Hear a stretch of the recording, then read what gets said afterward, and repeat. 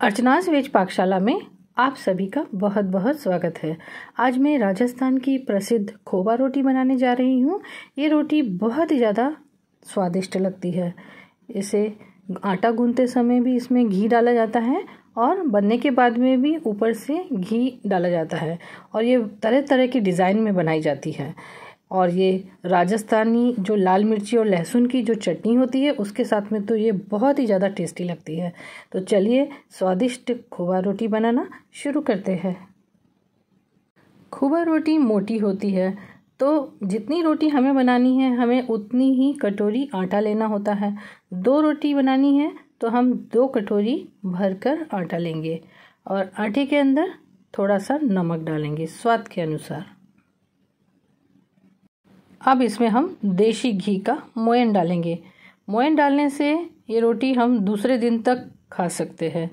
एक फेस्टिवल आता है बाशोड़ा, तो बाशोड़ा के एक दिन पहले ये खोवा रोटी बना के रखेंगे तो दूसरे दिन तक ये बहुत सॉफ्ट रहती है और बहुत ही ज़्यादा टेस्टी लगती है। तो 2 कटोरी मैंने आटा लिया था, तो 2 कटोरी आटे में 3 चम्मच मैंने देसी घी का मोयन डाला है।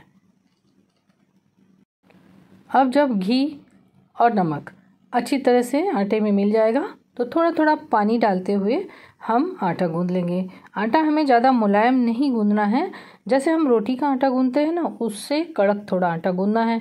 और पूड़ी का आटा बहुत कड़क होता है तो हमें मीडियम आटा गूंद के रखना है। तो इस तरीके से हम अच्छी तरह से आटा गूंद कर इसको हम 10-15 मिनट के लिए हमें ढक कर रख देना है।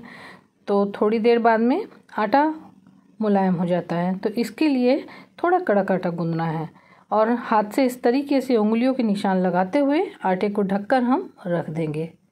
10 मिनट के बाद में ही हमने आटा खोल के देख लिया था और ये आटा एकदम से जैसा हमें चाहिए बिल्कुल वैसा ही बना है। और यदि आटा का सॉफ्ट नहीं हुआ है थोड़ा, तो जो हमने उंगलियों के निशान से जो आटा दबाया था उसमें थोड़ा थोड़ा पानी हम डाल देंगे और फिर से कुछ देर के लिए हमें ढक के रख देना है। तो आटा हमारा परफेक्ट था। हमने बराबर बराबर 2 लोए बना लिए हैं। अब दोनों लोए को हम अच्छी तरह से चिकना कर लेंगे और एक मोटी सी रोटी बेलेंगे। अब हम किचन के प्लेटफॉर्म पर ही रोटी को बेलेंगे। आप इसे चकले पर भी बेल सकते हैं, लेकिन रोटी मोटी होनी चाहिए, मोटी बेलनी चाहिए।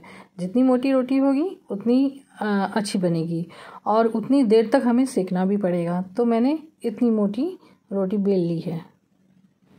अब हमने तवे को गरम करने के लिए रख दिया है। तवा एकदम मध्यम आंच पे हमें गरम करना है, ज़्यादा तेज़ गरम नहीं होना चाहिए। तो हाथ लगा के हम चेक कर लेंगे। तो एकदम मध्यम आंच पे हमें ये रोटी को सेकना होता है। तो अब हम तवे पर रोटी को डाल देंगे और जब ये थोड़ी सी सिक जाएगी तो हम इसको दूसरी साइड से पलट देंगे। रोटी को हमने पलट दी है। अब हम अपने अंगूठे और दूसरी उंगली से इस तरीके से हम पूरी रोटी पर पिंच करेंगे तो अच्छी तरह से एक डिज़ाइन सी बन जाएगी। तो इस रोटी पर डिज़ाइन अपने मन चाहे आकार से हम बना सकते हैं। बहुत तरीके की डिज़ाइन बनती है, तो जो आपको ठीक लगे उस तरीके की डिज़ाइन इस रोटी में इस तरह से बना लीजिए। पूरी रोटी में हमने इस तरह से डिज़ाइन बना ली है हाथों से। अब इसको एकदम मध्यम आंच पर हम इसको सिकने देंगे। जितनी मध्यम आंच पर ये सिकती है उतनी ज़्यादा अच्छी बनती है। तो ये जब एक साइड से सिक जाएगी तब हम इसको दूसरी साइड से पलट कर सेकेंगे। तो जब तक ये सिक रही है तब तक हमने दूसरी रोटी भी बेल ली है और इस पर भी हम उस तरीके से हाथों से निशान बना लेंगे चिमटी के। तो इस बार हम दूसरी रोटी में तवे के ऊपर निशान नहीं बनाएंगे। तो आप यदि तवे पर नहीं बना सकते तो इस तरीके से हम बाहर भी रोटी को इस हाथों से पिंच के निशान बनाते हुए डिज़ाइन बना देंगे, क्योंकि तवे पर कभी कभी गरम लग जाता है ना, तो इसके लिए हम इस तरह से तवे से बाहर नीचे भी बना सकते हैं।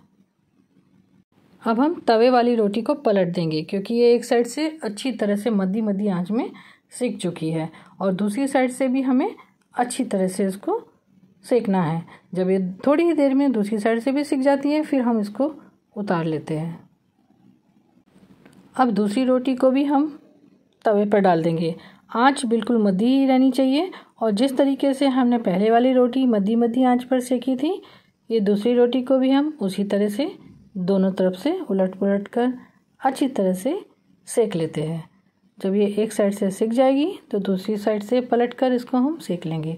अब जब ये दोनों तरफ से अच्छी तरह से सिक जाती है तो अब हम इसको निकाल के कुछ देर के लिए इसको आंच पर डायरेक्ट हम सेकेंगे, क्योंकि डायरेक्ट सेकने के बाद में जब इसमें हम घी डालते हैं ना तो घी एकदम अंदर तक रोटी के अंदर चला जाता है। तो ये दोनों रोटी बनकर तैयार है। अब हम इसके अंदर डालेंगे देसी घी। तो ये जो खाने बने हुए हैं इन सब के अंदर हम देसी घी डालेंगे। कुछ ही देर में घी एकदम रोटियों के अंदर चला जाता है, जो कि खाने में बहुत ही ज़्यादा टेस्टी लगता है। आप इसे राजस्थानी पचमेला दाल के साथ में सर्व कर सकते हैं, या फिर लहसुन की चटनी के साथ में, और या फिर इसे आप चाय के साथ में भी खा सकते हैं। बहुत ही ज़्यादा टेस्टी लगती है। आप इसे ज़रूर बनाइए और मेरे चैनल को लाइक कीजिए, शेयर कीजिए, सब्सक्राइब कीजिए। मिलते हैं फिर अगली वीडियो में। तब तक अपना खूब ख्याल रखिए, स्वस्थ रहिए, मस्त रहिए। Thank you.